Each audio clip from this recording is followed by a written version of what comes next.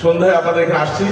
আসলে আমার মূল প্রোগ্রাম ছিল আজকে শ্যামনগরে, ওখানে মধু আহরণ যে অনুষ্ঠান সেটাকে নিয়ে ছিল।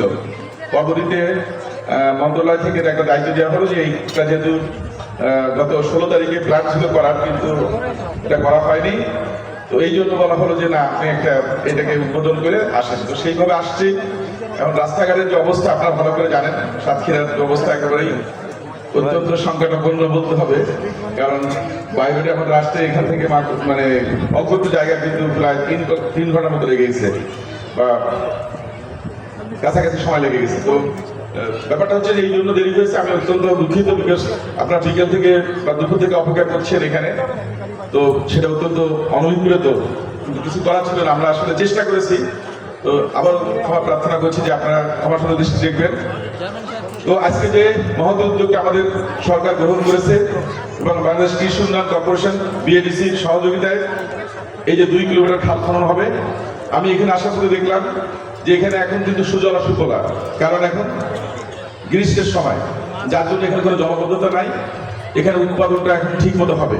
কিন্তু বর্ষাকালে যদি এই খালটা না থাকে, এখানে জলবদ্ধতা হবে এবং এখানে আর অন্য কোনো ফসলাদি হবে না। তো আমরা মনে করি এই খাল খনন সম্পন্নের মধ্য দিয়ে বা পুনর্খননের মধ্য দিয়ে এই জনপদে ফসলাদি উৎপাদন করা সম্ভব হবে এবং বর্ষাকালেও কিন্তু আমরা এই জনপদকে আবাদের আওতায় নিয়ে আসতে পারবো এবং জলবদ্ধতা তৈরি হবে না। পাশাপাশি এই শীত মৌসুমে কিন্তু এখানে সেচের মাধ্যমে এই যে শুকনো মৌসুমে কিন্তু আশেপাশে সব আমরা ধান সবজি সহ সবকিছু উৎপাদন করতে পারবো।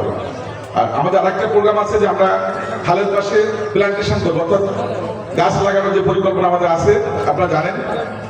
সেই পরিকল্পনা আমরা প্রত্যেকটা খালের পাশে আমরা সেইভাবে চেষ্টা করছি। যে বছর যে খাল খনন হবে, আগামী বছর খালের যে সাইডে যে বাঁধগুলো থাকবে বা যে ওয়াকওয়েগুলো থাকবে, তার পাশে আমরা পরিকল্পিতভাবে গাছ লাগাবো, যাতে আমাদের এই যে উদ্যোগটা এটা আরো সফলতা পায়।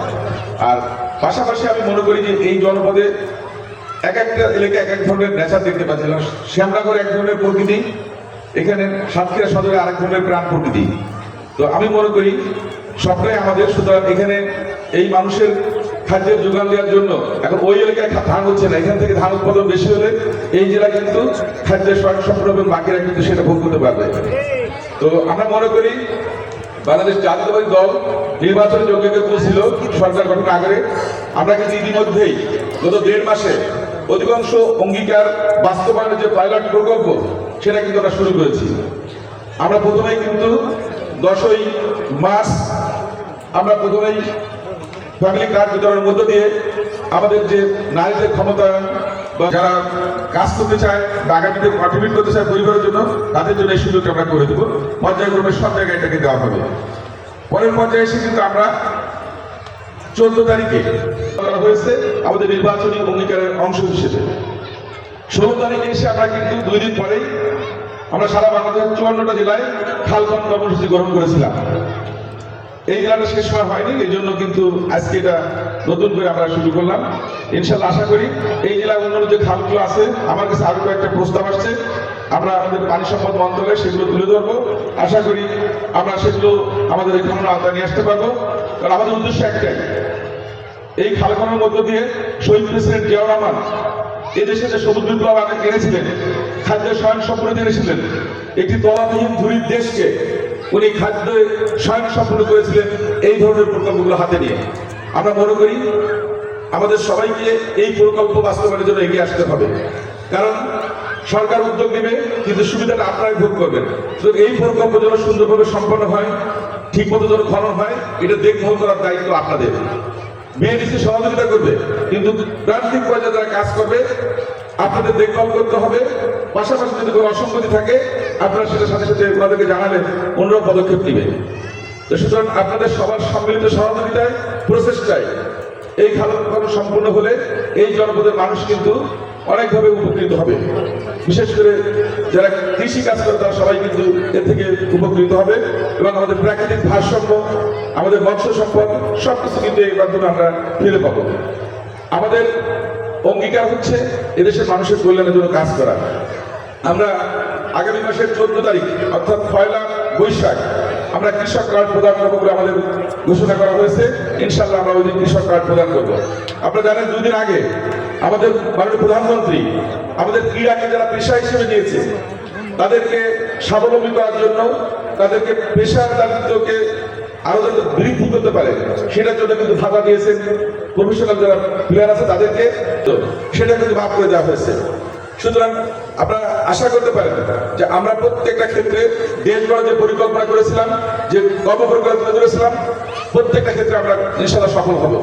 আপনাদেরকে সরকারকে সহযোগিতা করতে হবে এবং গঠনমূলক সমালোচনা করতে হবে, কিন্তু কোনো অবস্থায় আমরা যেন অল্পতেই যেন তিরস্কার না করি বা কোনো খারাপ কিছু না করি।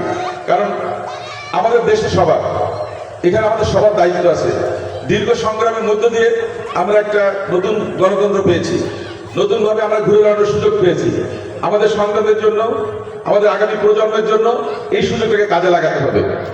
এবং আপনাদের সবাইকে আমি আহ্বান জানাবো যে আমরা চেষ্টা করব আমাদের সকল ক্ষেত্রে আমাদের সেই সফলতা অর্জন করার জন্য কাজ করার জন্য। আমাদের মাননীয় প্রধানমন্ত্রী প্রতিনিয়ত আমাদের বলছেন মানুষের প্রত্যাশা পূরণের রাজনীতি করতে হবে, অর্থাৎ মানুষ যেটা প্রত্যাশা করছে তার আলোকে আমাদের কর্মপরিকল্পনা ঠিক করতে হবে এবং সেই আলোকে কিন্তু আমরা কাজ করছি। উনি দেখবেন প্রতিদিন আমাদেরকে নির্দেশনা দিচ্ছেন। আমরা মন্ত্রণালয় গঠন হওয়ার পর থেকে এখন পর্যন্ত প্রতিদিন আমাদের নতুন করে গাইডলাইন দিচ্ছেন। আমি পরিবেশ, বন ও জলবায়ু পরিবর্তন মন্ত্রণালয়ের একজন প্রতিমন্ত্রী হিসেবে দায়িত্ব পালন করছি, কিন্তু যে কোনো ইস্যুতে উনি সরাসরি কিন্তু সেটা নিয়ে আমাদের সাথে কথা বলছেন। অর্থাৎ উনি অত্যন্ত আন্তরিক। ওনার নেতৃত্বে যে মন্ত্রিসভা গঠিত হয়েছে সবাই চেষ্টা করছেন আমরা আমাদের দায়িত্বগুলো সঠিকভাবে পালন করার জন্য, ওনাকে সহযোগিতা করার জন্য। আমরা যারা মন্ত্রণালয়ের দায়িত্বে আছি আমরা কিন্তু সবার প্রতিনিধিত্ব করছি, আমরা কোনো দলের প্রতিনিধিত্ব করছি না, কিন্তু এই দেশের সাধারণ মানুষের বা এই সার্বভৌমত্ব বা এখানকার যে মানুষের উন্নয়ন, অগ্রগতি সবকিছু প্রতিনিধিত্ব আমাদেরকে করতে হবে। সুতরাং আমরা আশা করব আমরা সবাই মিলে আমাদের দেশটাকে সুন্দরভাবে গড়ে তুলব এবং আগামী প্রজন্মের জন্য একটি সুন্দর বাংলাদেশ আমরা রেখে যাব। এবং আজকের এই যে উদ্যোগ, এই উদ্যোগের জন্য আমি বিএডিসি কর্তৃপক্ষকে ধন্যবাদ জানাচ্ছি। তারা আমাদের সাথে এগিয়ে আসছে এবং আরো অনেক খাল খনন কর্মসূচির পরিকল্পনা নিয়ে ওনারা আমাদেরকে সহযোগিতা করছেন। আশা করব আমাদের সকল মন্ত্রণালয়ের সমন্বিত উদ্যোগের মধ্য দিয়ে আমাদের এই যে অগ্রাধিকার প্রকল্পগুলো সবগুলো আমরা বাস্তবায়ন করবো ইনশাআল্লাহ।